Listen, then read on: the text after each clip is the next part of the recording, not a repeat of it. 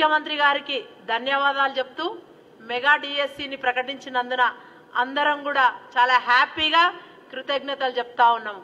ఇట్లాంటి టైంలో ప్రతిపక్షాలకు పని లేక భయంతోని ఇదేంది వీళ్ళు ఇట్లా చేయబట్టి మంచి పనులు చేసుకుంటా పోతా ఉన్నారని కించిత్తు బాధతోని ఇలా దగాకోరు డిఎస్సి మెగా డిఎస్సి కాదది అని ఇష్టం వచ్చినట్టుగా మాట్లాడుతున్నారు. గుర్తుపెట్టుకోండి, దగాకోరు పనులు చేసింది మీరు. 2014 నుంచి 2023 వరకు మీరు ఏం చేసినో రాష్ట్రం మొత్తం గమనించే ఇవాళ మీరు వద్దురా బాబు మాకొద్దు అని చెప్పి, వద్దురా నాయన ఈ కేసీఆర్ పాలన అని చెప్పి మిమ్మల్ని ఇంట్లో కూర్చోబెట్టి చక్కటి తీర్పిచ్చిండ్రు. ఇవాళ రేవంత్ రెడ్డి గారు ముఖ్యమంత్రి అయిన తర్వాత కాంగ్రెస్ పార్టీ అధికారంలోకి వచ్చినాక వెంటనే ఉద్యోగ భర్తీలు చేస్తూ ప్రజలకు మంచి పరిపాలన అందిస్తున్న దిశలో పోతున్న క్రమంలో మీరు ఇవాళ అవాకులు చివాకులు వేల్తా ఉన్నారు.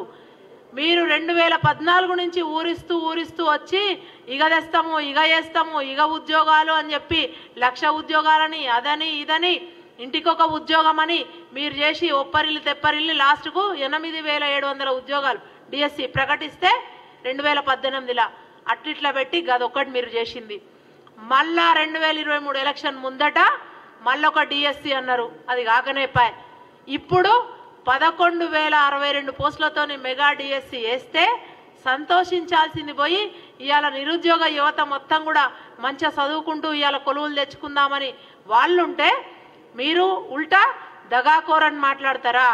ఖబర్దార్, గుర్తు పెట్టుకోండి బీఆర్ఎస్ నాయకులు. రాబోయే రోజులలో మరిన్ని ఉంటాయి, విడతల వారీగా ఉంటుంది. మీకు ఒక్కసారి కాదు, సినిమా బరాబర్ చూపిస్తూనే ఉంటాం, రోజుకొక బొమ్మ వేస్తూనే ఉంటాం.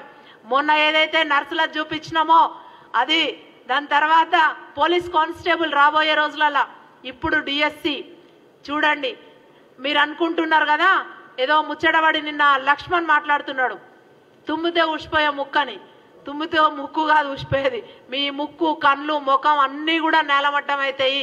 మీరు ముక్కుకు నాలకు రాస్తారు చూడండి.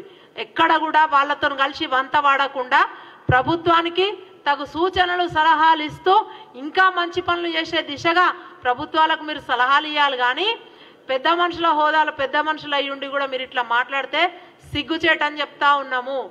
గుర్తుపెట్టుకోండి, ఇంకా ఉంటుంది, మిగిలే ఉంది. దిస్ ఇస్ జస్ట్ ట్రైలర్ అని చెప్తా ఉన్నాము.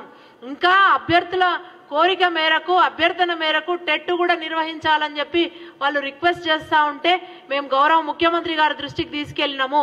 డిఎస్సితో పాటు టెట్ కూడా నిర్వహించాలని చెప్పి.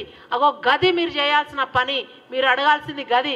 ఇవి సరిపోవు, ఇంకో 100 ఖాళీలు ఇక్కడ ఉన్నాయి, ఇంకో 200 ఈ శాఖలో ఉన్నాయి, దీంతో పాటు ఇంకో దానిలో కూడా ఇవ్వాలి అని గవ్వ అడగాలి. మీరు అడగకుండా రెచ్చగొట్టే కార్యక్రమం చేస్తూ ఉన్నారు. మీకు ఇది మంచిది కాదు. రేపు పొద్దున మీరేదో మేడిగడ్డ అని పోతా ఉన్నారు కదా, ఆడ కూడా మీరు బొక్క బోర్లా పడతారు. స్వయంగా మీ నాయన కేటీఆర్, మీ నాయన ఏం చెప్పిండో అది బొందలగడ్డనా ఏం మీకపోతారు అక్కడికని గలీజ్ భాష, మా నోటితో మేము మాట్లాడలేము, అట్లాంటి భాషను మాట్లాడుతున్నాడు. మీరెందుకు పోతున్నారు మరి? మీ నాయనకు చెప్పండి. కాంగ్రెస్ వాళ్ళను అడిగినాం కదా డాడీ మనము, మరి నేను కూడా గదే చేయబోతున్నా అని మీ నాయనకు చెప్పిపోండి. మరి ఆయన నోటీసులు ఉందో లేదో మరి అది చెప్పిపోండి అని చెప్పి మీకు విజ్ఞప్తి చేస్తూ ధన్యవాదాలు.